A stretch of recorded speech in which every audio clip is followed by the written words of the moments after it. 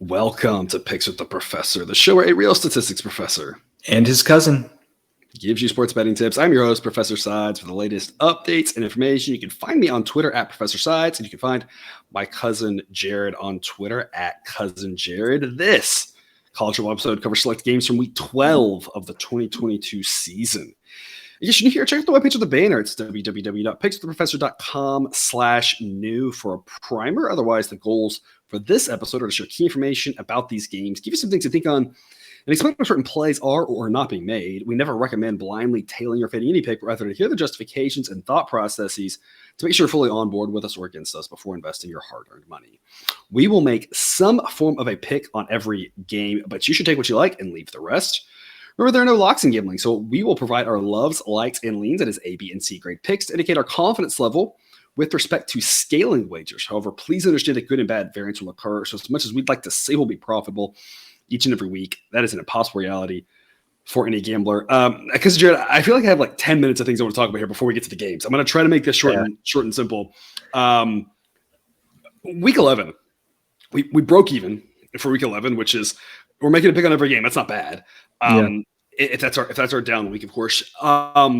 I have to say, and you know, I've talked about this. I figured I'd share this with the listener. When we've had some break-even weeks in the past, we felt like it was some bad luck. We've had some down weeks in the past. We felt like it was some bad luck. This was the first week where I didn't really feel like we got struck by bad luck. I don't think we had any good luck either, really. There were a couple of wonky things. But there were a lot of games that were just very confusing. And it's the Texas TCU game, who those teams couldn't stop anybody and couldn't be stopped by anybody, decided to stop each other.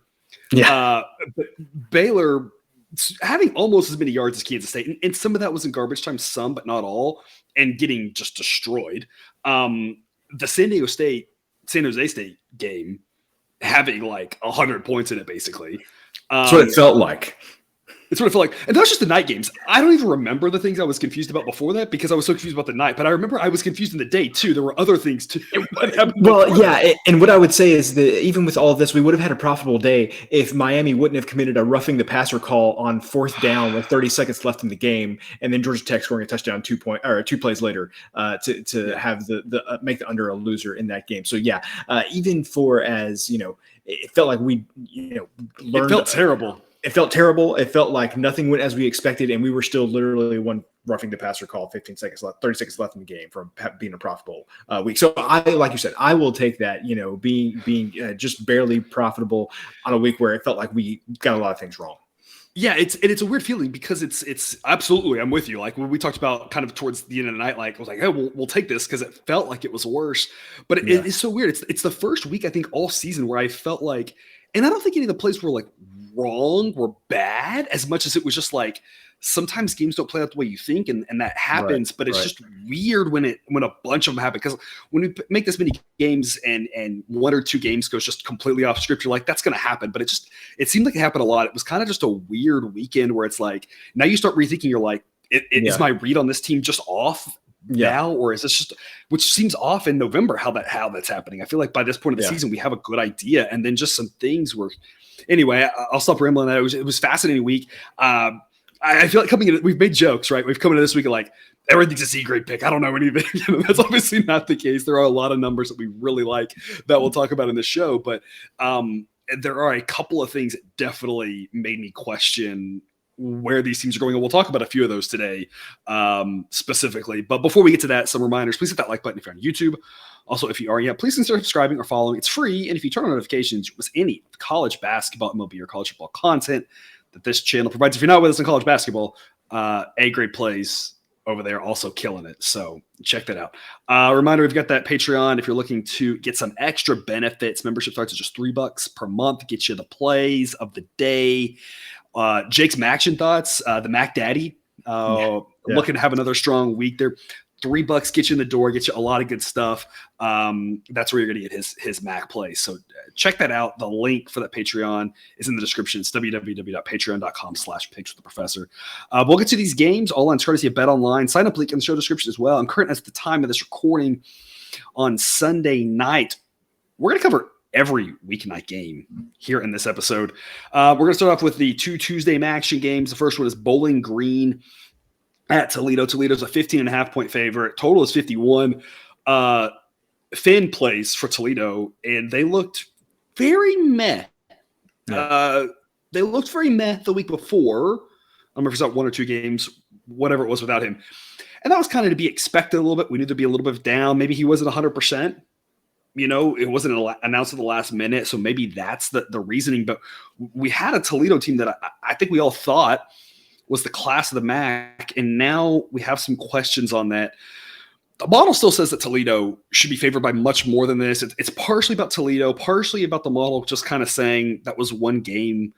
Finn will look better here in this next one. And it's partially about Bowling Green just isn't a very good football team. That's part of the reason why Sideline says this should be Toledo minus 20.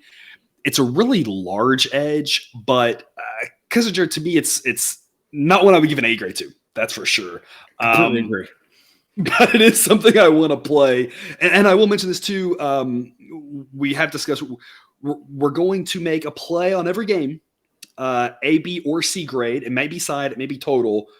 3 units are A grade, 2 units are B, 1 unit for C. And if we say pass, we're just going to pass. So we will have some passes. I think Toledo should be invested in for sure.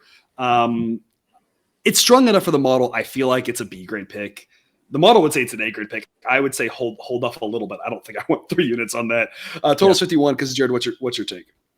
I've got no take on Toledo. They have been. I just don't feel like we have done well with Toledo. Like going back and looking at their schedule. They beat Central Michigan when Central Michigan had some injury bugs, was struggling at the beginning of the season. They blew out Northern Illinois, who I think we thought was a little bit better than they actually are at the time.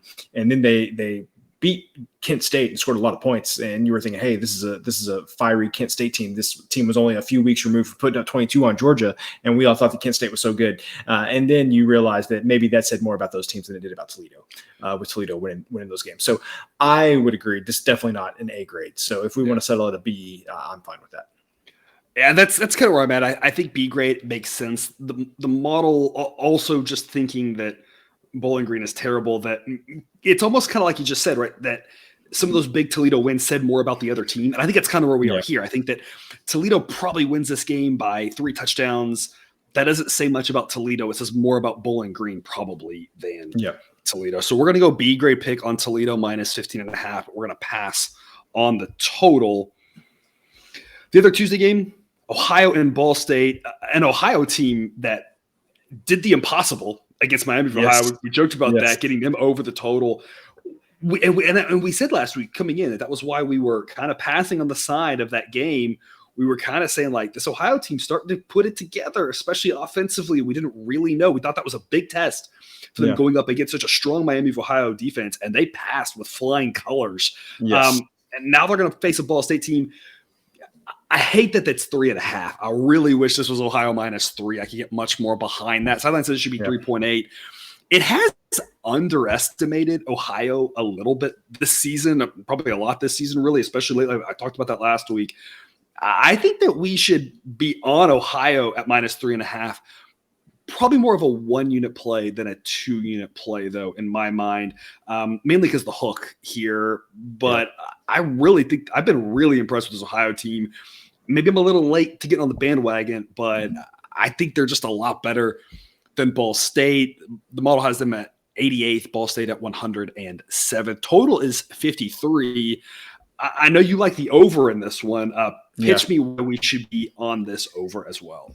The reason I would say we need to be on this over is if you look at 3 of Ball State's last 4 games here, against UConn, they got to 46. Against Kent State, they got to 47. Against Toledo, they got to 49. And I can tell you from everything I've seen this season, this Ohio offense is much better than UConn's offense, than Kent State's offense, and against Toledo's offense has been later in the season. So knowing that each of those games has gotten to the upper 40s, I think that you've got a chance to to break through that here with Ohio. And I would also say that when you go earlier in the season, and this was the end of September at this point, but Georgia Southern game, another team that has a pretty high flying offense, that game got to 57, and so I think that there's a pretty good chance this goes over. I'm going to hold off on the A play again, just because Ball State has played some lower scoring games, but I think that Ohio's offense is just too much, and I think they're 3 to 4 or 5 points better on offense than these teams that Ball State has played for the past month. So I say we give a B grade to the over 53. All right, so then we're going to go C grade to Ohio minus 3.5. That sound good with you? Sounds good. All right, so it's a 1 unit on Ohio minus 3.5, 2 units B grade on the over 53. Locked those in here now. Wednesday, 6 p.m. Eastern. Oh, Eastern Michigan. Every week, I can't quit you. Yeah. And it's like we had I had Eastern Michigan. I don't remember. Did we all have Eastern? I don't remember. It's a little longer. It's Arizona State. That game yes, we all did. We all did. Yeah. We all did. And that's the lore of how much that game was good to us. And ever since Eastern Michigan's like, whatever you say, we're going to do the opposite of that. Yeah. We're going to be right on them again eventually, right? Kid State's a 7-point home. If we keep doing this long enough, I mean, yes. Law of averages. There's some mathematical principles there. Kid State's a 7-point favorite. The model says it should only be 6. I've got Eastern Michigan 1/10th in the country. Kid State 99th. It's a pretty big edge. I mentioned this before that mathematically, anytime you can get 7 around 7, that's actually got a little bit of a boost because of the way that games land with regards to final score. I do think it's worth the investment on Eastern Michigan again because I can't quit them, but I know. But we've got the 1 unit thing. I'm going to go 1 unit just because I want to be on record just for and have that unit just so that when we win an Eastern Michigan play, eventually I could be like, at least we profited off of it, whether it's today or in the year of our Lord 2039 or whatever. I want that to happen. So to me, it's 1 unit on Eastern Michigan plus 7, total of 61. I feel like if you had no words in this game, I would just not be shocked whatsoever. What I will say is I will acquiesce your request to make this a C grade, getting the 7. And the reason is because I just, what has Kent State done this season besides put up 22 against Georgia? The Georgia, Eastern Michigan's living off the Arizona State game. Kent State's living off the Georgia game. Yeah. So I haven't been impressed with Kent State at all. So I can get a full touchdown in a game where literally anything could happen. Sure, I can invest a C unit grade on that. Mm-hmm. Yep. So we'll go C unit, C grade, 1 unit, Eastern Michigan plus 7, passing on the total of 61. 7 p.m. Eastern, Miami of Ohio and Northern Illinois. Northern Illinois is a 2.5-point home favorite. Total is 48 in this one. The model says it should be Northern Illinois minus 2.9. It gives a positive edge to playing them, given how likely 3 is. The other thing to note, the model's been pretty spot on with Northern Illinois this year, profitable on them, but has overestimated Miami of Ohio. So I do think Northern Illinois is the right side to be on here. Obviously with a total of 48, I feel like we are running to the window to take this under. Cousin Jared, give us your take here. Northern Illinois is not Ohio, and that's my analysis of this game. So I am not deterred after last week. A grade under 48. I don't think that Northern Illinois, especially with how one-dimensional Northern Illinois' offense is, they do really well at running the ball. I mean, Miami Ohio's defense still very good, and I think that being that one-dimensional against them is not good for your outlook here. So I think under 48 is going to be really solid play. Okay. And with regards to the side, the model likes Northern Illinois. Like I said, I think from a mathematical standpoint, it makes sense. That's kind of the side I would pitch. We kind of left this hanging before show when we talked about this. Are you good with a C grade pick of Northern Illinois, or are you so concerned about that one-dimensional thing, which you talked about? I get what you're saying. Are you concerned about that enough that you want us just to pass on this side? Ball's in your court. I want to pass. You want to pass. Okay, so we're going to pass on the side. If you're in a pick 'em or anything like that, again, my thought is I would lay the 2.5. If it gets to 3, different story. But at 2.5, I lay the 2.5. But officially, we're going to just pass to the side, no wager whatsoever. But we're going to go A grade under 48. Again, this is one of those run, don't walk to the window. Yeah. what's the analogy with your phone? Click the buttons fast enough? I don't know. To make sure you get this under 48, a quasi key number there as well. We want to go ahead and get that in. The other Wednesday night MACtion game, Western Michigan and Central Michigan. Central Michigan is a 10-point home favorite. Because about Central Michigan, a team that may be kind of getting it together a little bit, and or at least relative to Western Michigan, who is still fairly terrible.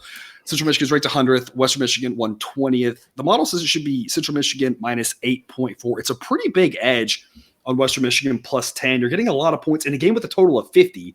I definitely think Western Michigan is a side we want to invest in. The only question is it B grade or C grade? How much of the low total getting 10 points is that worth the second unit? It's definitely not worth a third unit like the Miami of Ohio under was. Is it worth the second unit at plus 10, or is it only a 1 unit play for you? I would say only a 1 unit play, because I am concerned that Central Michigan is getting their stuff together and is finally starting to play a little bit better now that they've gotten a little bit healed up. And it looks like they just needed some time to get going this season. Whereas Western Michigan is still Western Michigan. They're under hit very easily last week because they just have no pulse on offense. And so I would say we can take the 10 points, give that a C grade. But what I'm more focused on here is I want the under 50 in this game. I'm going to give that a B grade, not an A. 50 is just kind of a strange number. If this were at like 52 and a half, you might be able to talk me into an A grade. But again, I just think that Western Michigan's offense is very bad. And I think Central Michigan, I mentioned this last week, but when they're successful on offense because they're running the ball, they keep the clock running. I want to give it a B grade to the under 50. If this loses, it's because Central Michigan scores like 38 points or something. This game ends up being like 38-14.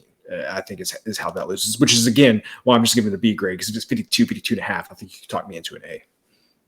Okay, so we will go B grade under 50, C grade on the plus 10. So 3 units in this game. We're going to put 2 of them towards the under and 1 to the dog. One Thursday game, SMU at Tulane. Tulane just falling short this last weekend against an up and down, more up than down, though, UCF team, pretty solid team there. SMU has been a team that I feel like we've nailed this season with regards to how they play, which is mostly they don't do well against the top teams in the conference, but against the bottom teams, they can crush them. The kind of, I think, caveat to that was maybe a little bit of a backdoor by Navy in the game they got bored in. But otherwise, I just don't see SMU hanging in this. In that Navy game, I literally remember turning it off because they were up by like 21 points in the fourth quarter. So, yes, definitely a backdoor situation. Right. I just don't think they can hang with Tulane here. In Tulane, it might be a little bit of a letdown spot for Tulane coming off that loss, a little disappointment. But I mean, to be fair, you were going to argue that either way. You were going to argue that it was that it's now it would have been a letdown if they'd won. But again, this line implies these two teams are pretty similar. I just don't think that's true. I think Tulane's a pretty solid team that clearly at this point that loss to UCF probably pushes them out of anybody's top 25. But they're still a top 40 team in college football, especially according to the model ranks them 33rd. But SMU at 48th, I just don't think is in that top 40. I think there's a pretty big gap here. The model takes that stance as well. I really like laying the 3 here. The question is this a like or a love play for you, Cousin Jared? I think this is a B grade for me. I just can't quite get to it an A. This opened at 2.5, would have been an A grade for me at 2.5. But I think at 3, I think it's just a B grade. Am I missing something? I mean, my analysis of this game is exactly what you just said. I completely agree with all of that. Is there something that jumps out at your mind why you think this should be an A grade? Because I could definitely be swayed. The reason to make this an A grade, I think, is just taking the stance solidly and with that last extra unit of SMU can't hang with the top 4 teams in this conference. I think that would be it. If that's something that you really want to take a stance on, then I think it's worth a third unit. If it's something that you think but you're not convicted of, then I think it stays at a B grade. Let's make it an A grade then, because I do that like I said, what you just said aligns with everything we've seen from SMU this season. So maybe I'm just overthinking this. Let's make it an A grade, landed 3 points. This is the last point at A grade though. So viewer listener, if this gets to 3.5 or something, then probably just a B grade at that point. Yes, absolutely. 3.5 and 4 will be B grades in my opinion. At 3, I think it's fine at A grade. 3 at reasonable odds. 3 at minus 115, I think it's fine. If it's 3 minus 120, you're paying a little bit more of a price. I think it's probably more down to a B grade, somewhere in that ballpark if you're paying steep odds. But 3 minus 115 or better would be A grade. Total is 65.5. I'm curious what your take is on that. It's obviously a large number. SMU's played some high scoring games. Tulane's got a good defense. Yeah. I have no idea. I was on a Tulane over 2 weeks ago and lost. I was on the under last week and lost. I'm not the man to speak to about this. All right. Whatever our new grading system is, pass. pass on the total there. 2 Friday games, both of them a little later for some reason. Maybe someone knows why. South Florida and Tulsa at 9:00 Eastern. So that's an 8:00 local kickoff time there. Look, South Florida, not good. Missed the cover for us last week because they decided to go for 2 at the end of the game. I honestly couldn't tell you. I don't think they had any dreams to come back. Maybe it was just to get an extra offensive play. I don't know. But I just do not think this Tulsa team is that good. I've been taking that stance most of the season. It's been mostly profitable to us. I just don't think Tulsa is good enough to be favored by 13 over any team in the country until you get to the bottom, 5-ish, 6-ish teams, really. I've got Tulsa ranked 94th. I mean, a 94th ranked team, I just don't think you can lay this many points with Tulsa. So I'm grabbing the 13 with South Florida. Total is 60.5. I think we don't really expect the defenses to show up. So Tulsa should score. South Florida should score. What's your take on this one? So I'm giving this a B grade over 60.5. And the reason it's not an A grade is for reasons that you just outlined. These are 2 bad teams. I just have a really difficult time giving an A grade to an over in the 60s with 2 bad teams. Like they would have to be exceptional, they would have to be have exceptional scores. This would have to be like last year's version of Western Kentucky or something like that for me to give an A grade over in the 60s for 2 teams. Or maybe like the bizarro UConns, if it was like that sort of thing where the flipped version of UConn be like, sure, they're not very good, but I know what kind of game they're going to play. Yes, exactly. Or maybe you could even say maybe Miami of Ohio. Maybe if they were the bizarro Miami of Ohio, then that would work. But I just can't do it at this number. So, but I'm going to give it a B grade on the over 60.5. So B grade over 60.5. South Florida plus 13. How many units do we want on that one? To me, it's 1 or 2. So I would go 2 because the new coach, South Florida, played a little bit better. I mean, of course, how difficult is it to play better than giving up 50-something points to Temple? Which, although apparently Houston can do that too, almost. And Tulsa just has maybe Temple's found again, like we said, there's some confusing results here. Maybe Temple's found something offensively and we just didn't realize it. Yeah. And also Tulsa, I think their season is just slowly, their offense was putting up points at the beginning of the season, and then they have just started to come back down to earth a little bit. So I think I would give a B grade to taking the 13 points. All right, so we'll go double B grades on this game, the other Friday night game. San Diego State at New Mexico, right? We talked about this at the top, that San Diego State game and all those points. I think that says we've seen a little bit of an offensive explosion here from San Diego State as of late. Their offense looking a whole lot better than it did the first half of the season. Giving up some points, some big plays, some special teams plays, a little bit of that being San Jose State. But this New Mexico team, I've loved their unders lately, and we have been profiting like crazy on them. You can't make the number low enough, seemingly. And I just have to talk about maybe my greatest accomplishment of the season was last week. We went A grade under on Air Force New Mexico. And then I said, also, we should lay this giant, stupid number with Air Force. You laughed at me. And it hit, both of them hit, and it was, and I talked about it, it was kind of a crazy play, but that's the thing with New Mexico, like they just can't score. They're not going to score here against San Diego State either. It's the same problem that they've been having. They got a field goal against Air Force because Air Force fumbled the ball at like their own 20, and that's why New Mexico got a field goal. Otherwise, they got shut out. I kind of think it's the same sort of thing. I'm curious on this one. I see a very similar game to that Air Force game happening. I see San Diego State crushing them. But when you look at this, the implied team total for New Mexico is a number that has 2 digits in it, which is way too high. So I'm curious, is this total way too high or is the spread way too low? It's got to be one or the other, right? I think if I had to pick one, I think I would say that the spread is more off than the total.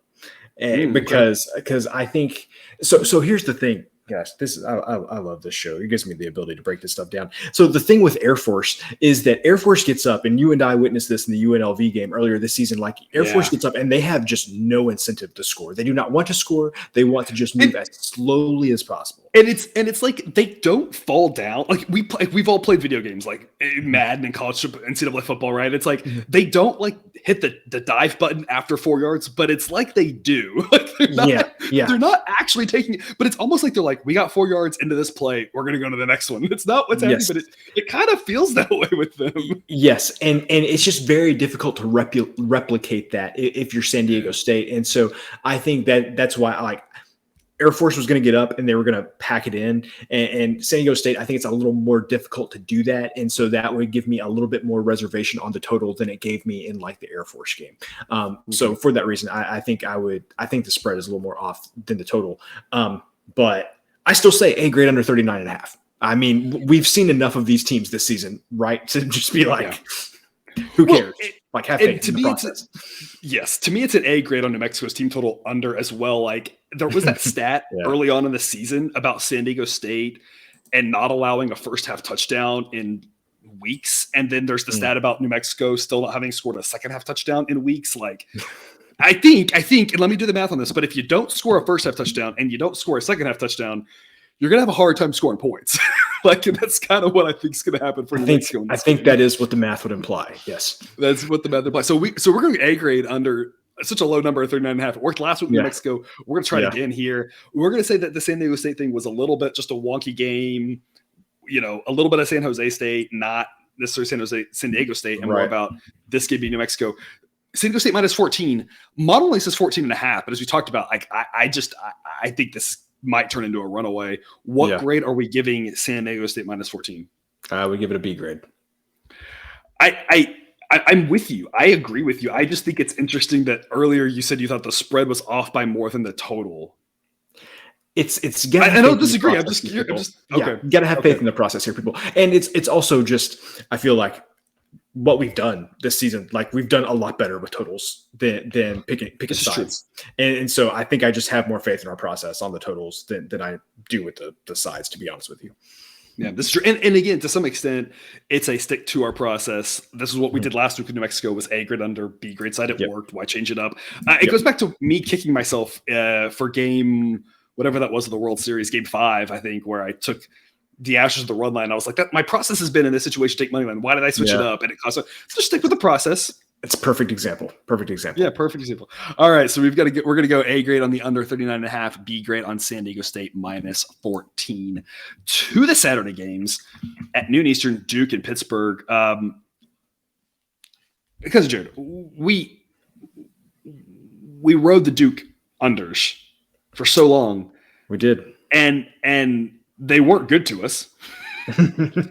And then we were like, hey, if Duke can bring Boston College up to an over game, surely they can do it to Virginia Tech. We were on the over, and then that didn't work. I feel like maybe we should just ignore this total because of the Duke total. We just can't figure that out. We're doing great on totals, except for Duke totals, which I feel like we're just lost on. I completely agree with you. So let's just ignore this total. But we've been backing the Dukies here, and I love backing them here. This number is way too high at +8. Sideline says it should be 3.1. I've got Pittsburgh ranked 42nd, Duke 46th. I mean, neither one of these teams is great, but both of them are decent. And this number of 8 acts like Pittsburgh is a much better team than Duke. And I'm like, what have we seen this season to tell us that? Like maybe a little bit better, maybe, but a lot better? Are we letting 2 pick sixes to start the game against Virginia skew the numbers this much on Pitt is what I would say. Yeah. And then here's the other thing I would say. We didn't play it on the show because it went below 40. It went below 41, I think, whenever we recorded and talked about the game. But I had under 42.5 in the Pitt and Virginia game. And that still almost went under. They got 2 pick sixes within like the first 2 minutes of the game. And that number still almost went under that number because Pitt just has no interest in scoring. Pat Narduzzi was trying to field goal them to death to put the game away. And so, where I'm getting at with this is 8 points is too much against Pitt. With the way that they play, it's just too many points. Yeah. I would say at this point, I would just give this an A grade. Duke's been good to us. Yeah, okay. This is going to be a tight ball game. Why are we getting more than a touchdown? I'm good with that. Let's give it an A grade. All right, A grade on Duke +8. Passing the total. I want to say under. I know what we saw with Duke. I know but the fear, I think, is that we had so many over games with Duke. The reason those games went over was because Duke got out to a lead and just couldn't quite kill the game like Pitt was trying to do to Virginia. And if that sort of game happens, I think it kind of matters who's ahead. If Pittsburgh's up by 7 for most of this game, the game goes under. If Duke's up by 7 most of the game goes over. So it's like that's the hard part about dissecting this total. So maybe you've got a feel for it, viewer. We're going to pass this total of 54. Not really much interest to us there. Yep. Also at noon Eastern, UConn and Army. UConn, I mean, tip of the cap. UConn, tip of the cap. Jim Mora. We've been mostly riding UConn. I think we got off them for like one game there. We've been mostly riding this team the back half of the season. I think I picked them in week 1 or week 0 against Utah State, but I had no idea that this was coming. A solid team for them, obviously, all the way up to 115th in the rankings. I mean, this is a team that's consistently been bottom 3. Yeah. And all of a sudden they're up to 115 at a 131. I mean, that's pretty good improvement here. That's impossible to fathom almost. Yeah. They've been just a terrible team, and now up to 115th. Army's ranked 87th. Army's still the better team, not with a 3-6 record for you there.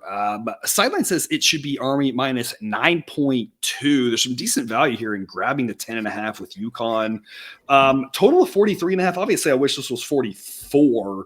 We could go under, but I still feel like that's probably too many points. I don't know if that's a deal breaker not being able to get under 44, but it feels like even if this was 41, it still feels like it's a lot of points, right? Given the way these two teams play. Yeah. It feels like it's a lot of points, but I think that okay, so I'm fine giving a B grade, taking 10.5 points. We've talked about it multiple times on the show this year, but it's just hard for the academies sometimes to get outside of this number to win by a big number, just to the nature of the way that they play. So the other thing, and we talked about UConn always fighting at the end, playing hard.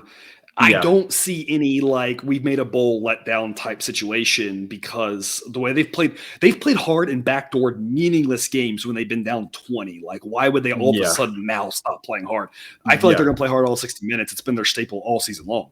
I agree with that. And so I think the other thing that I would say is I'm worried about, and I don't know how this would manifest itself necessarily, but I think I can give a C grade to the under 43.5 because I completely agree with you.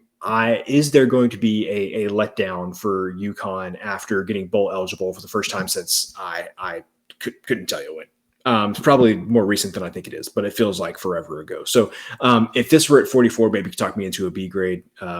It might even have to be 45 because I don't think Army's going to kick very many. I don't think Army's going to kick very many field goals. And we talk about that a lot, right? Thinking about the key numbers and does that matter for this specific game? The difference between 44 and 45. 44 is more common, but that involves 3 field goals versus 45 involving 1 field goal. And to the type of teams. Is it going to be more long, slow drives getting to touchdowns? That makes 45 a little bit more key than 44, which is kind of what Army would do. So it's a good point you make that 45 might be more key, and 42 might be more key, actually, than 44. Yeah. So I say let's give a C grade to the under 43.5, because I agree with you. If these teams play like they've played all season, it's not getting to this number. Absolutely. And I do agree. I think I could be wrong. My perception of this is if there is a letdown, it's more likely to be on the defensive side than the offensive side, because the letdown tends to happen for your calling card for the thing that got you there. And if there's any little bit of a lack of focus, this UConn defense that's been so good, if that lets down a little bit, it gets a triple option. Army may score some points, but I think UConn can hang in there. 10.5 is a large number. So I like the 10.5 a little more than I like the under. So we'll go B grade, UConn plus 10.5. Has a little bit of juice right now. That's not a big deal. And we'll go C grade, 1 unit under 43.5. Noon Eastern, the big noon kickoff. Waco, Texas, TCU at Baylor. You have the floor. Do I want the floor? No, I've been on the other side of this. No, you don't.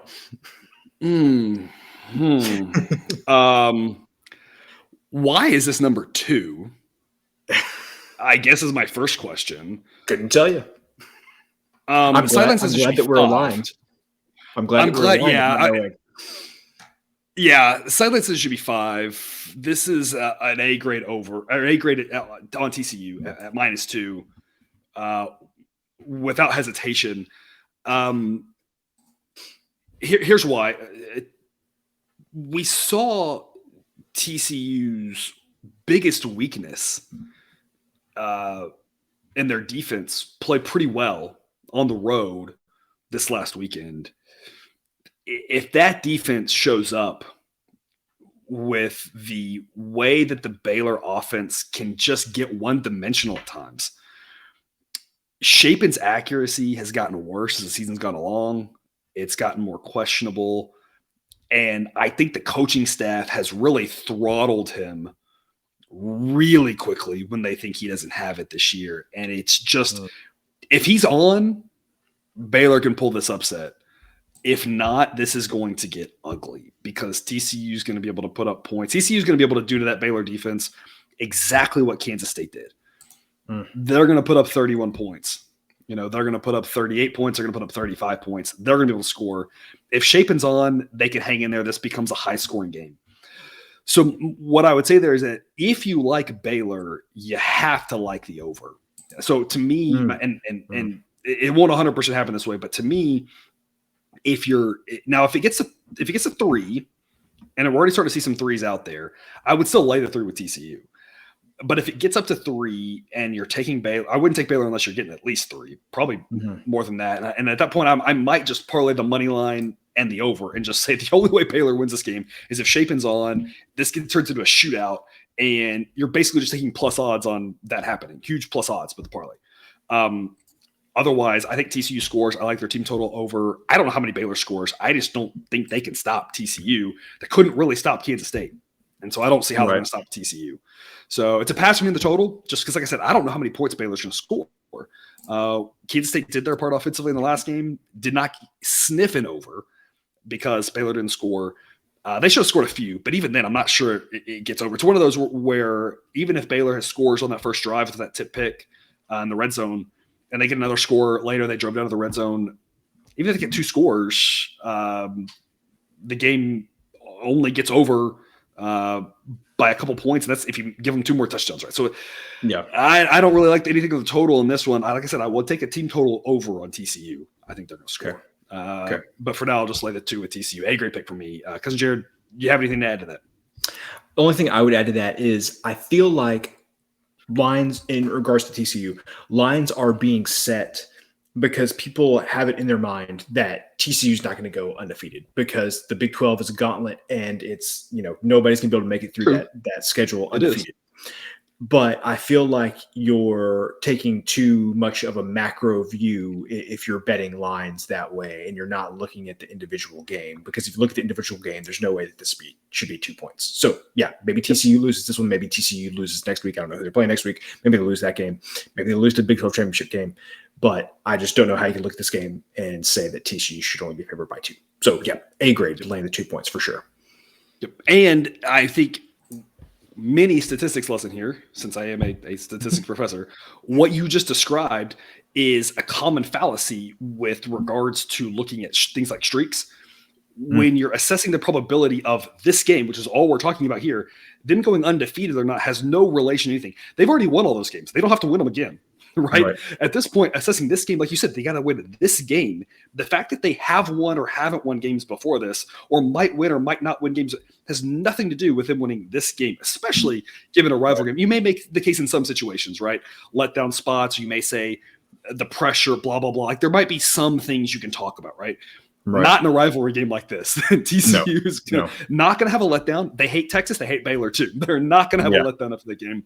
They absolutely are going to go out and try to win this game. So whatever happens in the Big 12 championship game, where they will almost assuredly face Kansas State at this point, or whatever's happened before, no relevancy, they're very likely to win this game. They may not. Like I said, if they don't, like I said, it's going to be because Shapen is on fire, and that's possible. There are no locks in gambling, but given what I've seen from him, I'll take my chances and lay the 2 with TCU. I'd lay the 3 as well in a heartbeat. Either one of those would be A-grade plays for me. Okay. 1 p.m. Eastern, sticking in the Lone Star State UTSA at Rice. UTSA is a 12-point favorite. Cousin Jared, another confusing line. We just saw Rice has improved. Don't get me wrong. And the model was kind of slow to come around to Rice. Definitely an improved team. Model's gotten up to 111th, which at 5-5 on the season, it's a good season for them. A team that's typically in the bottom 10, now up to, bottom 20. UTSA is up to 52nd. A pretty solid team, above average team. We just saw this Rice team just get clocked by Western Kentucky. And we've mentioned before that as much as they were similar last year, this year Western Kentucky and UTSA are a little bit different with regards to their strengths. Western Kentucky, not as good offensively as last year's team and as these UTSA teams, but a little better defensively. But either way, I don't see how we don't see the replay of the exact same game.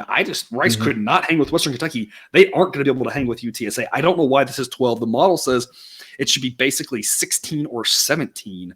I love line the 12 with UTSA here. Total of 61.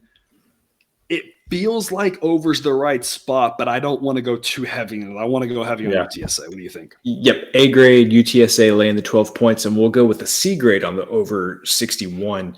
And it should probably be a B grade, but UTSA has just had random games this season where they're like 35-7. We're good.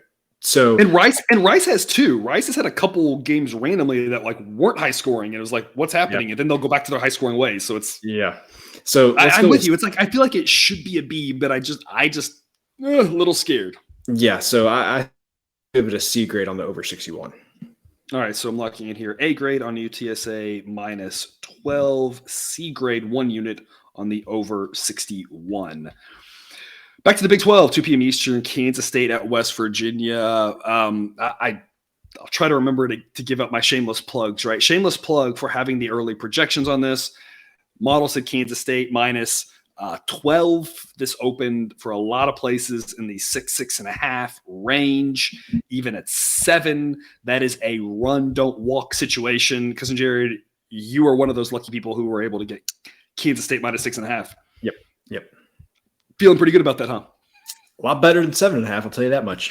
A lot better than 7.5. I still think 7.5 is the right side. Yep. I think that this is one where we don't want to overthink it, that the key number that we should be more worried about here is probably more like 10 or maybe even 14. Yep. But it's not as comfortable as a play as 7 or 6.5 would be. So I want to lay it with Kansas State, but it just doesn't get an A grade at this number, having to lay the hook. Total of 55. I'm going to go under this 55. Couple reasons. Number one, extremely key number here on 55. Number two, we've seen with both of these teams a little bit of we will play the type of game you want to play. They'll kind of slow it down a little bit with Iowa State. We saw last week Kansas State Baylor just very comfortable getting into a low possession game. West Virginia getting into a kind of a low possession game against Oklahoma, who hasn't been going under with anybody other than Iowa State, which we always talk about as the big exception here. Both these teams very comfortable going over in high-scoring games as well, but I'm not sure either one of these teams is incentivized to have a lot of possessions in this game. I think West Virginia knows if they do that, they're going to lose in a shootout. and they're going to try to slow it down just like they tried to do against Oklahoma.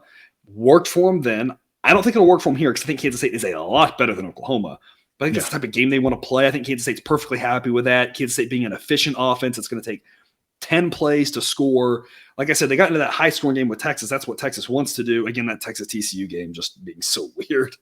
Right. But I think this is a lower-scoring game. I want to go under this 55 at a key number, and I want to lay it with Kansas State. What do you think? If there's one team in the Big 12 that is immune to the perils of going to Morgantown, it feels like it's Kansas State, right? One of the other teams with just a crazy home field advantage. Absolutely. Yeah. So I'm good with a B grade at Kansas State laying the 7.5. I would lean towards a B grade on the under 55. Were you angling for an A grade on that? Because it's the most key number and it's an under, so I can easily be swayed to an A grade. I think I'm trying to think through how this game goes over, and there's obviously some scenarios where there's turnovers and that sort of thing.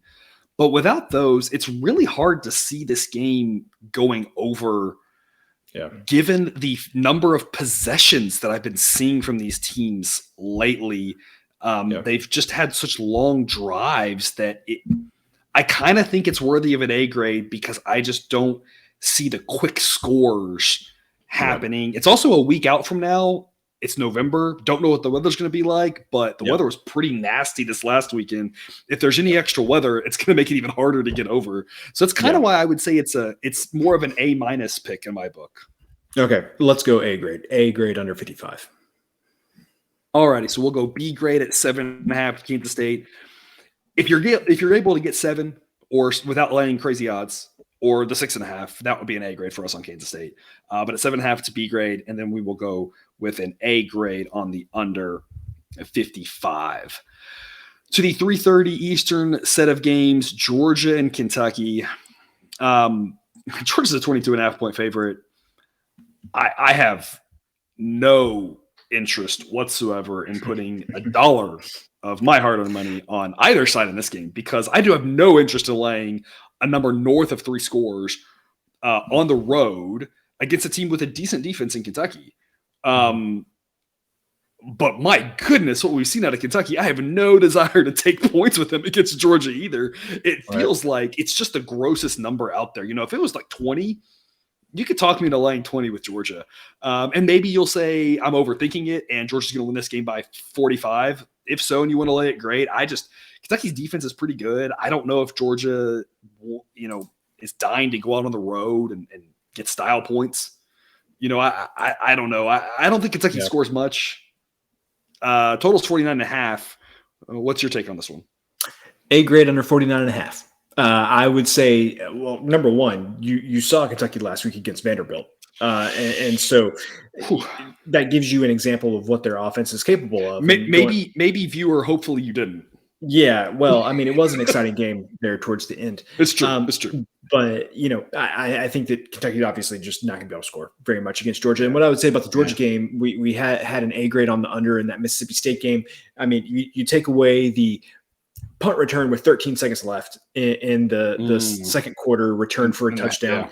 And then you got the one big play, second play coming out of the third quarter, 70-yard touchdown run for Georgia. Take away those two plays, which I know, you can't take away big plays. They happen, but unlikely type plays in those scenarios. And, that's a completely different game in regards to the total. So I would say don't get distracted by Georgia playing a little bit of a higher scoring game last week. Kentucky's offense is not good at all. And I don't think there's going to be nearly as many explosive plays in this game. So let's give an A grade to the under 49.5.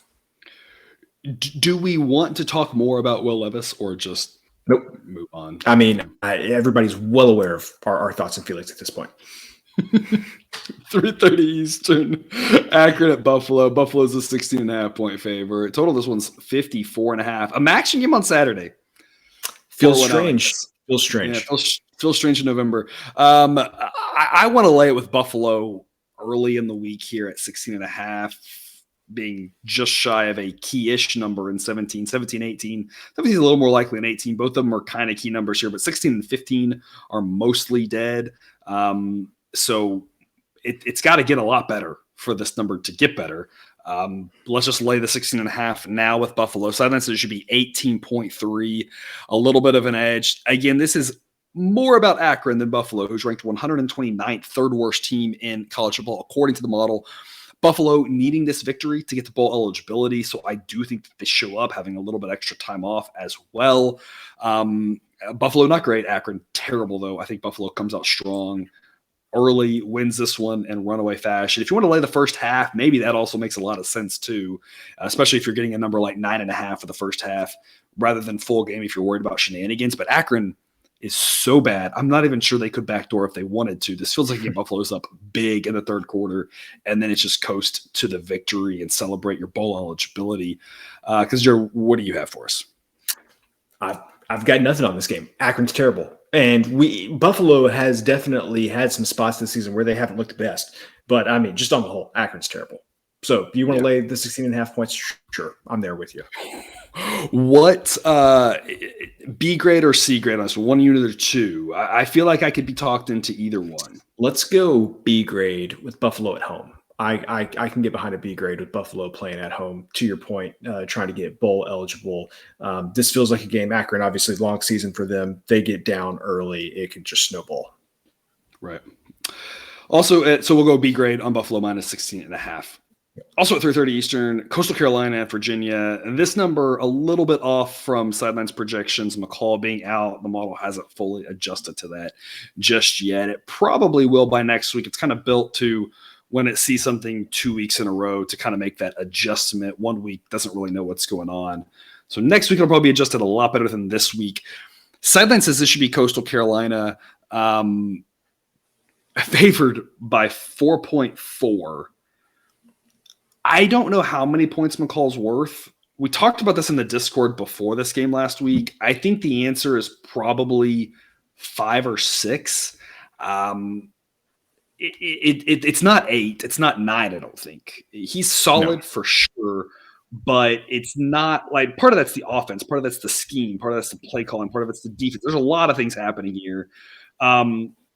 Virginia being a 4-point favorite here, I just haven't seen anything from Virginia this year that makes me have any confidence in that against a team that wants to win this game because they want to be on the big stage. They want to beat an ACC school. Yep. Virginia's 7. What are they playing for at this point? I mean, I'm not saying they don't want to go out and win. I'm just saying that extra motivation and practice this week, it's hard to say it's going to be there for Virginia, but I think it will be there for Coastal Carolina. The backup having another week of practice, getting the full game, getting the win, getting that under his belt, huge for them. I think they can go on the road and get this victory. I'm not sure they should be favored necessarily, but it feels more like it should be about a pick 'em. So I love getting the 4 points with Coastal Carolina. The total's 44.5. Obviously, you get much more excited if this was 45, but we talk about 44 being more key than 45 on the whole. Virginia just being an under team now, again, in a weird and sad world we live in. Yeah. Cousin Jared, what's your take on this one? First of all, I want to say congratulations to you for sweeping your season-long bets. By week 11, you have won every season-long bet you've made. You had the under 6 for Arizona State, under 7.5 for Virginia, under 8.5 for BYU. Congratulations. You did a great job picking those out. Big week for me. A game we talked about a couple games ago, Kentucky. If they lose to Georgia, Kentucky. I win that one. It's huge for you. That was not one you were counting on this last week. Not sure. It was not one that I was counting on. I was thinking push probably on that one. I don't know. Louisville can make things spicy there. Rivalry game, last game of the season. Somehow Utah State, my over 7 with Utah State is still eligible for a push. With how bad Utah State has been, I am still eligible for a push. But the thing is the Mountain West is awful. So if they won 2 more games, I would not be shocked. Anyway, this game. So what I would say, Coastal Carolina, the way that Southern Miss game played out, we had the under. Coastal scored like 21 points in the first quarter, and you're thinking, early on, I was like, oh my gosh, we're in so much trouble in this game. Yeah, and then came back. Southern Miss covered, and it still went under the total. And I was thinking to myself, McCall's not playing. But this is exactly how every game with McCall has played out for Coastal Carolina this season. They get out big, and then I don't know what they do. They do nothing. The unders hit, and Coastal 50-50 on whether they cover or not. And so, yes, McCall is worth a lot. He's a very good quarterback, but he's not worth the 8 points. And I would also say that what have we seen from Virginia's offense this season that would make you feel comfortable laying 4 points against a team like Coastal, who, to your point, is going to be up for this game. And I trust Jamie Chadwell to scheme up something crazy with that offense. So I say let's give a B grade with McCall being out. Let's give a B grade to getting the 4 points with Coastal here. Yep, that sounds good. The total 44.5. I think we're leaning under as well. Definitely a lean under. Everybody has a price. My price on this one, I locked it in earlier today. It was at 45. I could get behind playing the under 45, 44.5, just not doing it for me in this spot. Okay. So we'll go C on the under for 44.5. I would say pass at 44. You'd say pass. Okay, we're going to pass on the 44.5. I'm going to make a note, though. This is one of the ones that we will keep an eye on. If it does get back to the 45, then we definitely want to be invested at 45. We want to be invested at 45 on the under. So if it gets back up there for you, that's what we recommend. Otherwise, we'll go B grade on Coastal +4. 3:30 Eastern, Penn State at Rutgers. Because Jared, props to you on this one. Really kind of getting me over the edge last week with Penn State and an easy winner. And your analysis was perfect. Which when you started talking about it, I was like, yeah, you're right. That totally makes a lot of sense. Penn State can't hang with Ohio State, Michigan, but pretty good otherwise. Yeah. And last I checked, Rutgers, not Ohio State, not Michigan. Yep. So this shouldn't be that difficult of a decision to make here. Penn State's not favored by 19. Sideline says it should be 21. I've got Penn State ranked 6th in the country. That's partially because once you get past kind of the top 5 at this point, it's like, I don't know what to do with how you're ranking everybody. They kind of jumble up there, but Rutgers 89th. So this game is on the road, but Penn State should be able to take care of business. The only fear in this game is we talked about it. We're a week out. Don't know what the weather's going to look like. Mm-hmm. If the weather's bad in New Jersey, it might be harder to cover a big number like this. So I think that keeps me, at least for now, off of an A grade. If it turns out the weather's going to be nice and sunny, maybe that's a different story. But otherwise, I still think laying it with Penn State makes a lot of sense. And I think getting in on it now, again, as much as you can look out for the weather, makes a lot of sense, given that if this number goes with 21, 22, you've lost a lot of value there, being on the right side of both 20 and 21 here. Total is 45. It also feels like it's going to be hard to get the 45 points. I'm curious what your take is on all of this. Yeah. So B grade on Penn State, laying the 19 points. Like we said, this is an Ohio State or Michigan. So let's give a B grade there. The total. So I have this sinking feeling that Penn State wins this game 35-14. And so I'm a little bit worried that this could go over 45. But but there's nothing that I've seen from Rutgers this season that would make me think that's possible. They've done a little bit better offensively at home than on the road. But under just feels like the right play. So I want to say let's give it a C grade at under 45, just because I could see Rutgers scoring late and making this total 48 or something like that. Yeah, so that sounds good. We'll go C grade, 1 unit under 45, B grade, 2 units, Penn State, -19. The other thing just to keep in mind about the weather, just keep an eye on this one. All right, anything in the Big Ten country, you got to keep an eye on weather-wise. Anything in the Mountain West country, now you got to keep an eye on weather-wise, other than the mountain part of the Mountain West. You got to keep an eye on weather-wise. I mentioned kind of my biggest fear with Penn State is weather. That correlates with the under if the weather gets crazy. So we're kind of hedging a little bit on ourselves. Where obviously we can win both, but if the weather gets bad and Penn State -19 is less likely to hit, having under 45 in our back pocket, even though it's only 1 unit, is going to be a nice little insurance policy, especially given that Penn State can go out there and just – if Penn State won this game 35-7, I don't think anybody would be too surprised either. So that's what we'll play that again. Just keep an eye on that, how those are correlated, how you want to insure one play or the other, given that at least right now, again, we're 6 full days away from kickoff. 4 p.m. Eastern, Western Kentucky at Auburn. Auburn – still alive for a bowl. We talked about this last week. Going to run into a bit of a buzzsaw next week with the road game in Tuscaloosa. going to have a hard time winning this one, to be honest. They're 6.5-point favorites. The sideline says it should be a pick 'em. I don't understand this one at all, in that Auburn's better than Western Kentucky. Like, in what world is this? Like, we saw Auburn last week, and A&M did their typical backdoor like score, whatever you want to call that. I don't know about backdoor; it wasn't cover, but I mean that they've been doing a lot of scoring at the very end of the game. Yeah. But Auburn wasn't really that convincing against an A&M team that we've talked about is just falling apart. Yeah. And Western Kentucky's been a pretty solid team all season. The model says Western Kentucky's better than Auburn, and that's why it should be a pick 'em, because the game's in Auburn. I don't know how rabid the fan base will be for this game. No idea. That could matter, could affect a little bit of the home edge. I don't know how motivated the players are for this game. No idea. All I will say is it's either going to be better than what you'd think for Western Kentucky because they want to beat an SEC school, or it's going to be already baked into this number. So it's either going to help us or it's not going to hurt us, right? In that Western Kentucky is going to be fired up for this game, and Auburn don't really know. No idea. I just can't believe this number's so high. I think sprinkling a little bit on the money line on Western Kentucky makes a little bit of sense here at the plus, 220 or whatever you're going to be able to get. Total's 52.5. Cousin Jared, what is your take? So I guess from the way that you said that makes it feel like you want an A grade getting the 6.5 points. If you have compelling evidence to drop it to a B, I will listen. Mostly that Auburn has looked like, okay, so I feel like I knew exactly what Auburn was up to October 8th. They got crushed by Georgia. I thought I knew exactly what Auburn was. Then they put up 34 points against Ole Miss, put up 27 points against Arkansas, which, it's Arkansas. Putting up 33 points against Mississippi State really surprised me. And then last week, like, who cares? They didn't have to do anything. They didn't even try to throw the ball last week against A&M because they didn't need to. They will need to throw the ball against Western Kentucky, I would say.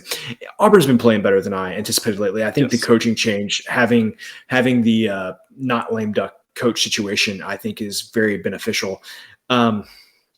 Man, this is tough. I guess we can make it an A grade. I've doubted Western Kentucky a couple of times this season, and they've always come through. So we can make it an A grade. I also want to sprinkle some on the under 52.5 here because we talked about Western Kentucky surprisingly. I've been saying this for weeks now that Western Kentucky is an under team, which is crazy. An under team this season, and I think that I would be shocked if Western Kentucky scores a lot of points in this game, and vice versa. If Auburn is, so I don't think that Western Kentucky is going to be able to just like completely dominate the game.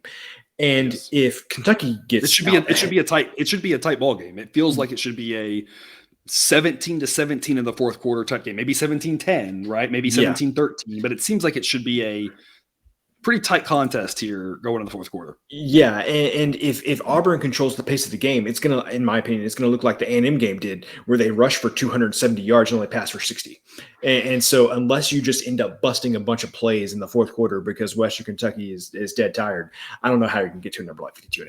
So, but I don't have a lot of faith in that just because it's an out-of-conference game late in the season. Auburn looking ahead to Alabama next week, got the interim coach. I don't know. There's a lot of different things going on here. So I say only a C grade to the under 52.5. I feel like it should be a B grade. Okay, let's give it a B grade. That was easy. Yeah. I think it should be a B grade for a couple of reasons. Number one, I love that it's on the north side of 52, right? That's 51, 52, both fairly common outcomes. I love that we got the hooks, we got the winner there. Also, I really think people still don't quite realize how much of an under team Western Kentucky is. Mm-hmm. We had that Western Kentucky under last week, and it hit with ease. And I still think people aren't realizing that this team is just not what they were before, that they're every bit as good. It's just they're shifting a lot of their skill from we have no defense and a great offense to we've got a solid offense and we've actually got a competent defense. Of course, imagine if you put last year's offense with this year's defense, that would have been would have been quite an impressive task. So all right, we'll go B grade under 52.5. I'd probably still go B at under 52, but I would go C if it gets below that. I still think it's the right side, but I don't want to be invested in that second unit. But we'll go A grade 3-unit investment on Western Kentucky plus 6.5. Or what we've done before, we don't have the option to right now, but this is definitely a situation where if you want to go 2 units on the plus 6.5, 1 on the money line, I don't think that's crazy. Yep. Western Kentucky's, it's not that I think they win. I just think it's a coin toss type game. 50%, 52% for Auburn, maybe 54, maybe it's close to 50. So the plus odds you're getting on West Kentucky offers tremendous value, in my opinion, on the money. Yep. 5:30 Eastern, Georgia Tech at North Carolina. North Carolina is a 20-point home favorite. We talked about this a little bit with Buffalo. We talked about it a little bit with Penn State. Sometimes getting ahead of these numbers earlier in the week. You never know what the weather's going to do. North Carolina weather, a little more temperate than the Northeast. Could have some weather issues, but in general, these big numbers tend to just get bigger as the weeks go along. So we're going to look to lay it with North Carolina early in the week. Sometimes it should be 23. Georgia Tech has played better since they've fired their coach. But this North Carolina team is rocking and rolling. We got that. I convinced you on that A grade for North Carolina last week here, and they won on the road at Wake Forest. I don't really see a huge letdown spot because when you're 9-1, I don't think you have a letdown spot after a win like that, because it's like, let's go out and get 10. You have such a great season. You want it. It kind of just breeds that more success, that focus, that continued, like, let's keep this going. I don't think Georgia Tech's going to be able to stop them. I think North Carolina can score basically as much as they want, as they do in most weeks. So we're going to look to lay it with North Carolina here early in the week. Get ahead on it. Get it at 20. Get it before it gets 20, 21, 22, right? All kind of reasonable outcomes. Total this one 63.5. I feel like I could go over if it was like 61, 62, 63.5. It's a lot tougher for me to get excited about. Yeah. So let's give a B grade to land the 20 points with North Carolina. And as far as the total goes, I would actually lean under at this number, 63.5. And mostly it's on the north side of some key numbers there. So we're talking 62, 63. Well, and the other thing, obviously, I think you have a perfect analog for this game, and that was the North Carolina-Virginia Tech game, which only got to 51. And I think that was played in Chapel Hill as well. The other thing is, easily see North Carolina calling off the Dogs a little bit earlier than they normally do with, I assume, North Carolina State. I haven't even looked at their schedule. Are they playing North Carolina State next week? That would be great if I actually knew that. But I think that they're probably going to be looking ready because they're going to be way ahead in this game, right? So I think they got to be looking forward to next week when they play. Let's see, was I right? Yes, North Carolina State. Next week. So I can see them like pulling all the starters early in the fourth quarter in this one. And so that's another reason why I would think maybe under. Who knows who you're going to have there in the game. Phil Longo, I mean, likes to run a lot of 4 verts. But, I still see 63.5 would be a hard number. It's a lot. It's a lot for a team like Georgia Tech that's not usually lighting up the scoreboard. Yeah, exactly. So we'll go B grade UNC minus 20. Again, maybe a little bit of a look at spot, that sort of thing. We're not that third unit, not the greatest spot. It's a big number, but in general, if North Carolina shows up and wants to, they should be able to win this one pretty handily. And I like that we're on the right side of 2021-22, which are all reasonable outcomes in this one. Yep. 5:30 Eastern, the game, Stanford at Cal. Cal's a 6-point home favorite. Total of 46.5 in this one. I don't know who's going to score. Well, I will say the most interesting part of this game will be during halftime when the band is on the field. To that point, California ranked 81st according to the model. Stanford 86. This is a pair of 3-7 teams that are going nowhere, other than to this game and one more and then home. And let the record show that Justin Wilcox turned down the opportunity to be the head coach of the Oregon Ducks to be at Cal. I admire his commitment, if not just absolutely ridiculous. We have talked about that specifically, 10 times this season, and it never gets any less confusing. Yeah. It's a 6-point spread. Sideline says it should only be 4.2. So the model likes grabbing those 6 points with Stanford.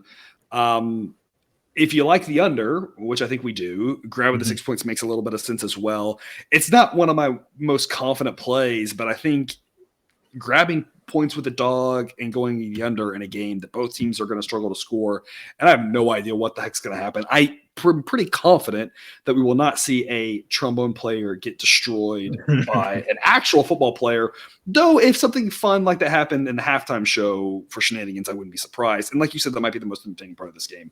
Because what do you have to say about this one? A grade under 46.5. Don't know who's scoring in this game. I don't know. I feel like you and I have just as much opportunity to score in this game as any of the players from these two teams do.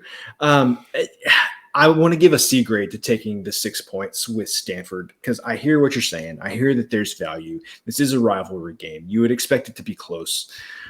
But, man, Stanford has looked pathetic since that victory over Notre Dame. They have just gone into the toilet. And at least Cal, they lost to USC by 6 points. They, lost by whatever it is, 42-24 to Oregon, which, there's nothing wrong with that. They played Washington in a one-score game. I mean, I just like more what I've seen from Cal recently than I have from Stanford. And Stanford has just been so inept the past month. Yeah, let's take the 6 points, but I say let's just make it a C grade. I'm good with that. It's one that I think is the right side. I think it's the right side from the perspective of, like you said, Stanford has looked bad. And so maybe you hold off. We want to lock in the under now. So that's why we're talking about this one here. You don't have to lock in your plays now because you're not probably making your own show. But you lock in the under now. We love that. But maybe wait to this number might get up to 7 and then it offers a little bit more value. To me at 7 is probably more of a B grade play.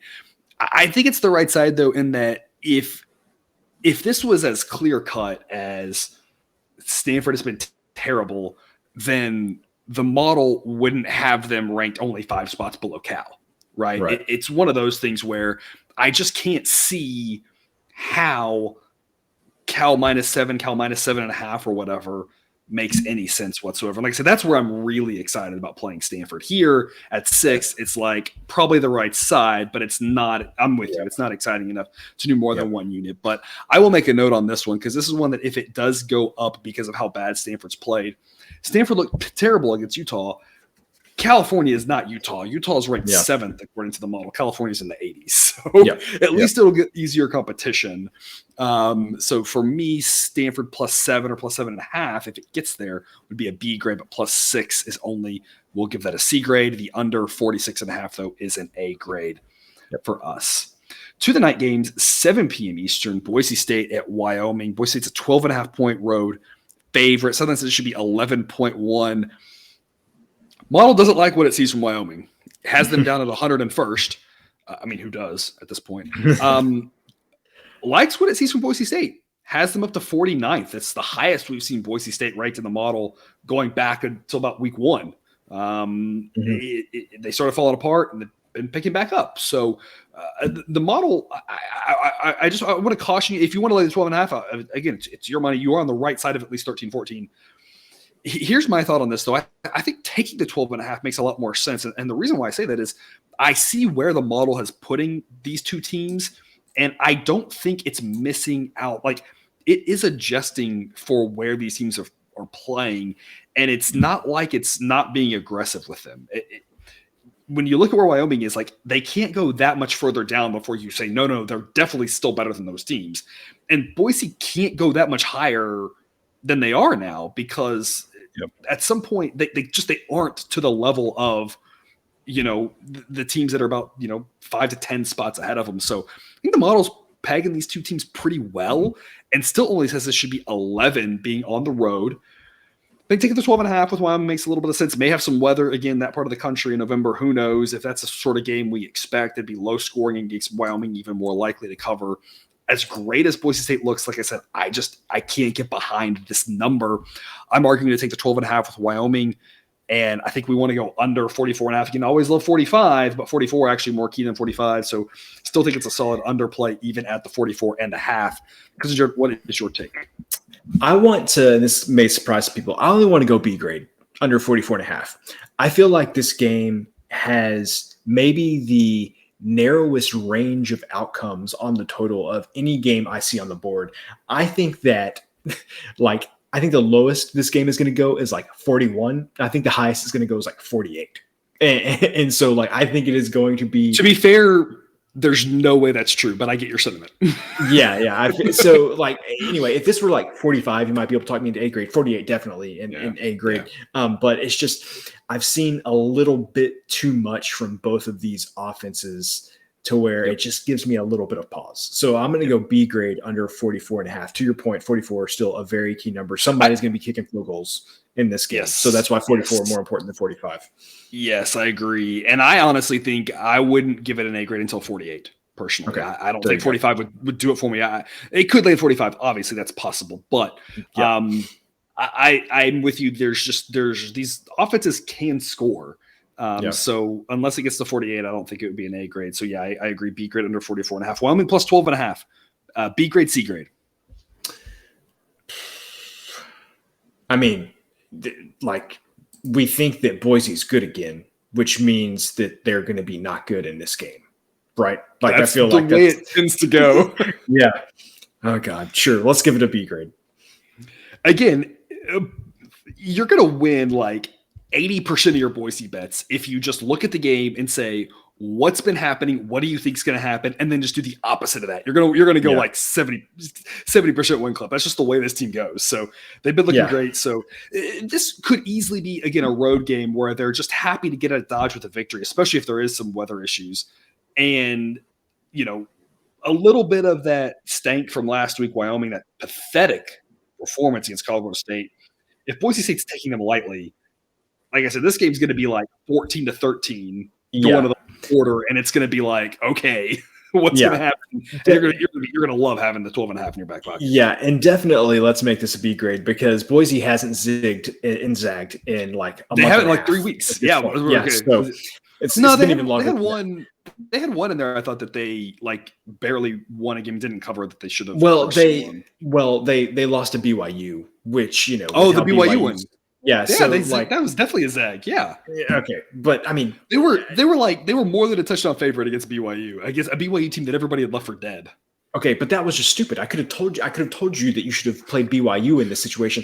And now with Wyoming, I can't just like point to facts and be like, "Hey, you should." You could have told me BYU because of the zigging and the zagging. No, I could have. Okay. Well, agree to disagree on that. But yes, this is a perfect spot for Wyoming. Yeah. B grade on Wyoming plus 12.5. B grade on the under 44.5. Also at the night slot, 7:30 Eastern, Ole Miss is a 3-point road favorite at Arkansas. There were people who had high hopes for Arkansas. We used to have some viewers who were a lot of Arkansas fans. They were in the comments early. I don't know if they're still with us. I haven't heard a lot from Arkansas backers lately. Model hasn't really liked them all season. Model's been mostly right. A solid football team, just not good enough, to get quite over the hump in so many of these games. Some injury issues never helps. A defense that we thought would be a little bit better than it's been for sure. Just things just not going right for them this season. And this week feels exactly like so many of them have felt, a situation where they're just probably not quite good enough to get the win. And it's almost like you needed to flip the home and road games, make the home games that are tough, just throw them away, take some of the road games, take some wins. It's just things just haven't gone right for them. They're still 5-5, still got a shot of the bowl. This is one of their last 2 chances here. 8-2 Ole Miss coming to town. Interesting enough, 8-2 team in the SEC versus a 5-5 team in the SEC. The 8-2 team's only a 3-point road favorite. Silences should be 6, and I tend to agree. This Ole Miss team has flaws, but their flaws are much smaller than the Arkansas flaws. I've still got Arkansas ranked 37th, but Ole Miss I've got ranked 16th. We saw last week Ole Miss hanging toe-to-toe with Alabama, an Alabama team that just destroyed Arkansas. Yeah.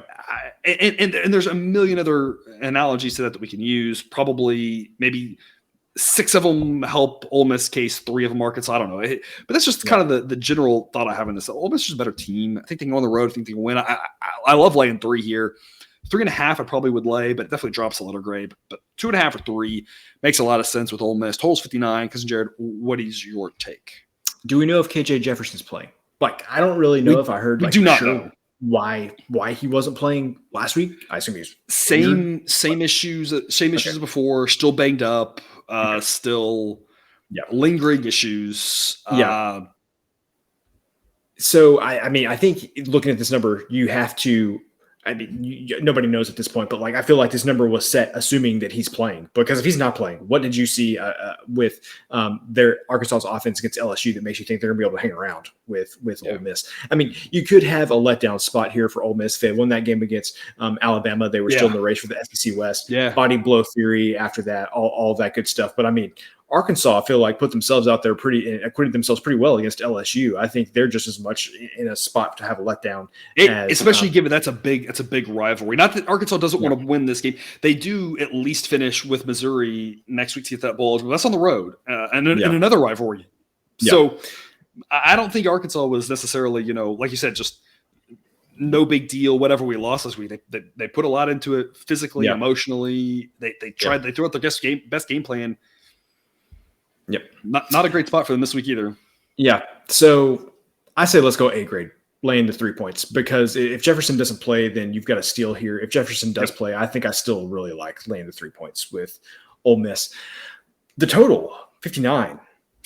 Man, if this is a potential letdown spot for Ole Miss, I think that would manifest itself as starting slow offensively. And again, I don't have much faith in Arkansas's offense. I can't believe I'm saying this after how Arkansas's defense has played all season, but I think I might want to give like a C grade to the under 59. I also cannot believe you are saying that. Yeah. Okay. Well, if that's the case, then let's pass on it. So I think, my thought on this one is South Carolina, who's like an over team, I guess. And Arkansas played in a game early in the season that had 74 points. The Arkansas A&M game, and A&M has been more of an under team, a couple of weird quirks aside, that one only had 44. So Arkansas, just off the bat there, seemed very much, we'll play whatever game you want to play. With Bama, they went over. Mississippi State got the 57, so it would have been barely under this number. BYU, they went over. Liberty went, and LSU went under. So they kind of zig and zag a little bit. So I think I'm more thinking about this total with regards to Ole Miss, but also the same about Ole Miss. They've also been a team that can play in a lower scoring game. Solid defense, but they've also been able to play in some higher scoring games and let it fly. So I feel like I'm just very I think if you could tell me for sure Jefferson wasn't playing, I'd be under. So maybe it's the same sort of thing as we did last week. We made that last minute play on that under once he was announced out. But or maybe let me pose it to you this way. How do you rate LSU's offensive and defensive units versus Ole Miss's? Which ones are better or worse in your opinion? I mean, so last week you kind of have to throw that out with LSU because that was, the big, an obvious letdown spot. And colder weather.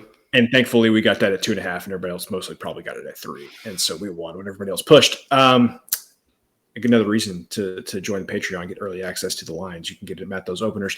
And early access to the show, Yeah. Up until like 2 weeks ago, I would have said Ole Miss is better, but now I'm not so sure that they're not at the very least, very similar now. But I like your idea. Let's just hold off on this because whether or not Jefferson's playing, I think is obviously going to make a huge difference on my thoughts on that. Yep. Some late games to cover in this opening episode of Week 12. Colorado, Washington, 9 p.m. Eastern. Washington is a giant 30.5 point favorite. Yet another one. I want to get out there early on this number, get it before it goes up. 31 is a fairly key number. 31, 32 are both fairly likely in this spot, as is, of course, 27, 28, 34, 35. But more ways to win this than lose. Colorado is terrible. Not sure if they've given up on the season, ranked 123rd. I mean, who knows? 1-9 on the season. I mean, I think okay, let me back up. They got their one win. I don't know if you want to use the term give up, but I think they were like, we're good. We got our one win. We didn't go defeated. Washington, a little bit of a letdown spot. Absolutely possible after that huge win. I think we should lay with Washington. I want to get on this side of the number, but definitely not an A grade, even though the model loves this play, because the model says if Washington goes out and plays, is going to just stomp Colorado. It says they should win by 35 and a half on average. Definitely not an A grade play. I think depending on the combination of how big this number is in the letdown spot, maybe only a C grade, but at least still a C grade that I want to lock in now. Or if we just think Colorado's terrible and Washington can go out and sleepwalk their way to a victory pretty easily, then B grade. I think it's kind of a CB toss-up. Cousin Jared, what is your take? I want to give a B grade to laying the points with Washington because I think to the last time, I assume probably the last time that Colorado made a trip to the Pacific Northwest. I believe it was after that win against Cal. They went to Oregon State. I'm not even going to look it up. They gave up a bajillion points in that game and got absolutely crushed. And so, I don't think that 42 points to Oregon State, who's more of a defensive team than an offensive team. Yeah, and so if you told me that Washington scored like 56 points in this game, I wouldn't doubt it. And if they scored 56 points, Colorado was not covering. So I'm good. Let's give it a B grade to laying the 30.5 points. Last week they gave up 55 to USC on the road. 2 weeks ago at home, they gave up 49 to Oregon. At home before that, 42 to Arizona State. Yeah. I mean, I know it's a letdown spot, but Washington still gets to 40 easily. Yeah. Probably 50. And like you said, maybe even more. And like you said, if they get to 50, hard to see Colorado covering this as Washington gets into the 50s. So we'll go B grade Washington minus 30.5. You can get it earlier in the week in case it goes up. Very decent chance it lands 31-32. Yep. 9:45 Eastern. San Jose State is a 3-point favorite at Utah State. The San Jose State team, decent. Utah State, I'm just not convinced. Utah State went out, to the island, beat Hawaii, didn't cover, had a decent lead, couldn't really hold it out there because that defense just isn't very good. You saw last week, San Jose State scoring off San Diego State. They should be able to score off this Utah State defense. Totals 51, two weaker teams. San Jose State team, the better team though. Utah State 5-5, still fighting for bowl eligibility. Sideline says this should be San Jose State minus 4.6 though. Because what do you think? B grade laying the 3 points with San Jose State. And what I'll tell you, viewer and listener, is you'll notice we talked about more than a few Mountain West games today, and none of those had A grades on the sides because that feels right for the Mountain West. It does. Lots of B grades. We can sneak in a few A grade on the totals for these Mountain West games, but the sides not so much. So I say we stick to that and give it a B grade laying the 3 points with San Jose State. I agree. Total of 51. We hadn't talked about this one beforehand, but I'm just wondering, thinking back through what we've seen of these teams recently, does it make sense to go over? Let check out Utah State, right? Last week is Hawaii, 75 points. They played New Mexico, and they only had 37. That's again, we talk about that's New Mexico. Yeah. Right. Lower scoring against Colorado State and Wyoming, but again, those are lower scoring teams. Air Force, that game got to 61. BYU, which obviously an offensive team as well, that got into the 60s. UNLV, 58. More offensive teams, these are getting up into the 50s and 60s. San Jose State, at least last week, deciding they wanted to be a higher scoring team. It's tough because, again, some of these Mountain West teams are really low scoring, but, San Jose State played UNLV without their quarterback, so that affected that one. Faced Fresno State without their quarterback, that affected that one. But the Nevada game had 9 touchdowns in it. And, of course, we saw what happened last week. So it feels like these are two teams that can kind of play whatever style you want and very comfortable playing higher scoring. 51 is kind of a low number. I feel like maybe this is an over spot here. We can give it a C grade. All right, we'll go C grade. We'll test out my theory with just dipping our toes in the water here. We'll go C grade, 1 unit over 51, and we're going to go B grade, 2 units on San Jose State, minus 3. 10:30 Eastern, Pac-12 after dark here, Utah and Oregon. Utah looking good. Again, looking more like the team we thought they'd be at the start of this season. Again, still a little more offensive than defensive on the whole. Oregon, some questionable decisions at the end of that game. Mm-hmm. Some unfortunate luck with Nix getting hurt. It was entertaining to watch Oregon now losing their chance at the playoff.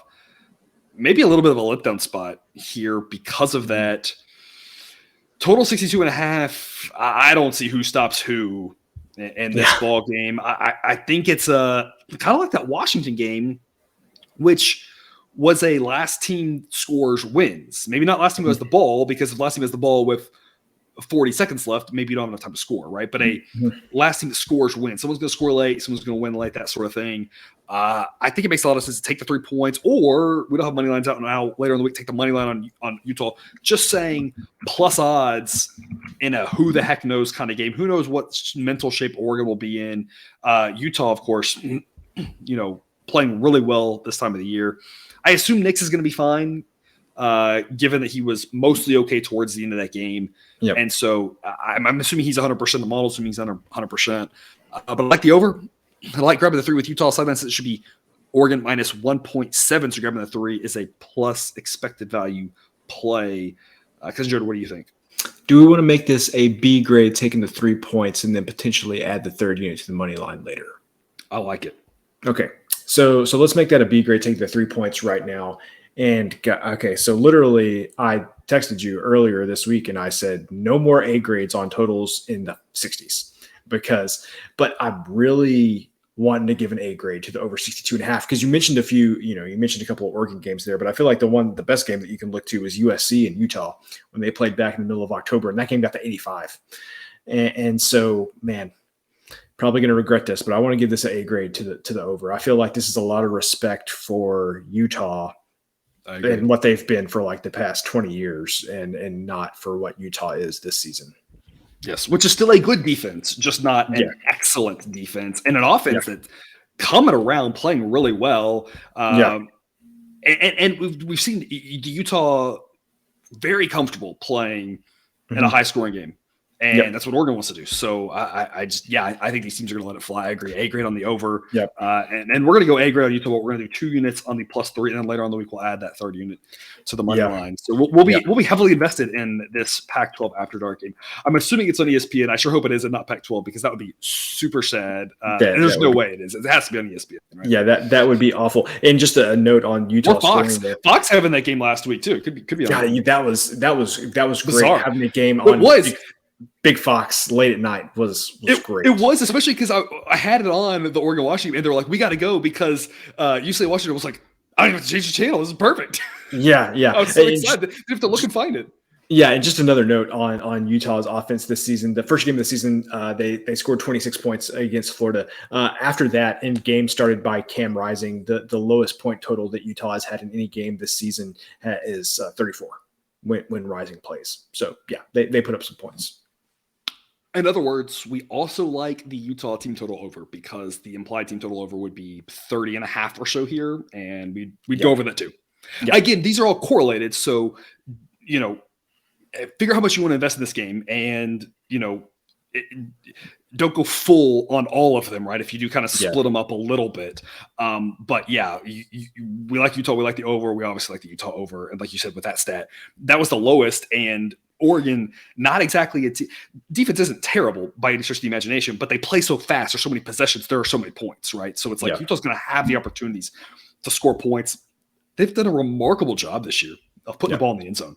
They've been extremely efficient. They do not settle for field goals. And Oregon's a team that, as we saw against Washington, totally fine giving up touchdowns. Yeah, they are. All right. Wrapping us up here on episode 1, out to the island, UNLV at Hawaii. Plot twist. Hang on, folks. Plot twist in this one. I personally, and this is, we're collaborating here. We've done well collaborating, so we're going to continue to collaborate. But I personally love laying the 10 with UNLV, and I love going over this number of 59. A couple reasons why. We've seen it with Hawaii lately. I've been on them a lot. The one time we were on them and it didn't work was when they stepped up in weight class. When they're playing the bottom teams in this conference, they've been able to hang in there. They've been able to backdoor. They're playing hard, etc. UNLV without Brumfield, is in their weight class, and he could absolutely cover this number. But with him offensively, they aren't going to be stopped against this Hawaii team. We saw Hawaii give up 40-some-odd points to Utah State. UNLV is going to put up 40 as well. UNLV is actually a decent team with him in there. We were really impressed with what they did this last week against Fresno State. Traveling out to the island, obviously not the easiest thing in the world to do, but Fresno State's a lot more of a tough challenge than Hawaii is. Obviously the location, all that other stuff, but I mean, there's a world apart between how well Fresno State's playing now and Hawaii, who's fighting hard, and I like what they're doing. I just don't think they can hang with this UNLV team. As good as Hawaii's looked, I've still got them ranked 127th. I've been high on Hawaii. The model's been high on Hawaii relative to everybody else. 127th, that's still fourth worst team. Fifth worst, whatever, backwards math, right? UNLV 4-6. There should be no letdown going to the island here, needing to win out for bowl eligibility. They're going to come out. They're going to play hard. Maybe you like first half rather than full game, just worried about the back door. That's not available to us right now. First half lines aren't out, but that's something to keep an eye on. But with regards to the full game, I want to lay the 10 and get out there now before this number potentially goes up, because this game could easily land on 10. That push protection, I think, is extremely valuable. With regards to total, Hawaii, like we've said, is very comfortable playing whatever type of game you want to play. They've played in some higher scoring games of late. They've played in some lower scoring games of late. And when you look at the schedule, it's been very much about the other team. UNLV wants to play a high scoring game. Love going over the 59 as well.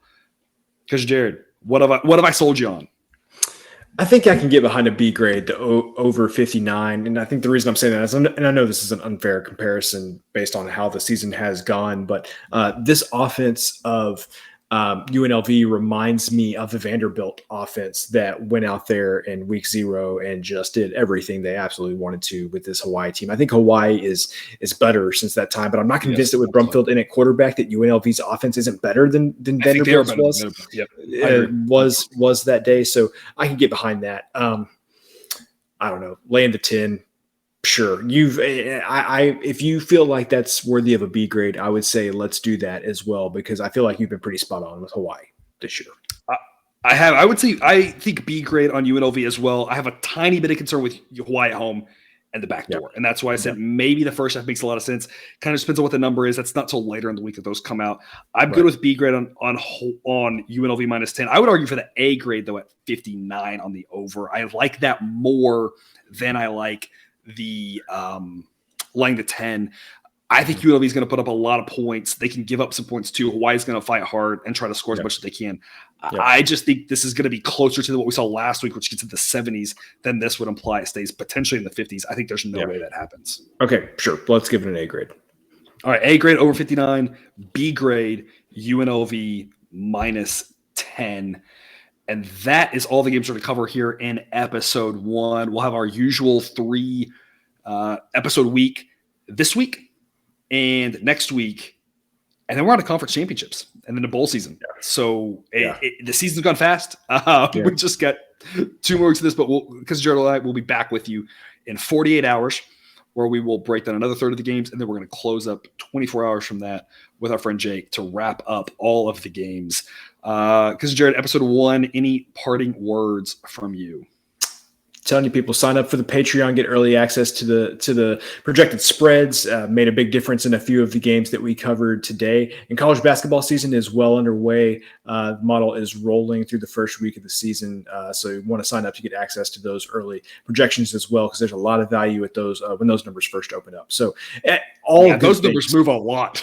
Yeah, they do. So all good things right now, and always just very appreciative of y'all listening and viewing and kind of consuming the content that we put out there. Absolutely. And another Saturday had a billion plays, but yet another 2-in-1 day for the plays of the day on Sunday. So I'm looking for a 3-0 day, but honestly, if we keep going 2-in-1, no complaints here. I guess it's been pretty good. So again, $3 get you in the door over there on Patreon. I think it'll be worth your investment. Otherwise, though, thank you so much for tuning into this episode of Picks with the Professor. Don't forget to subscribe so you can ensure you get all the sports betting content we run on this channel dropped right into your feed. Again, we'll be back all week with college football and college basketball content. And until I see you again, as always, best of luck. And remember, you can get your betting money, but please don't bet your eating money.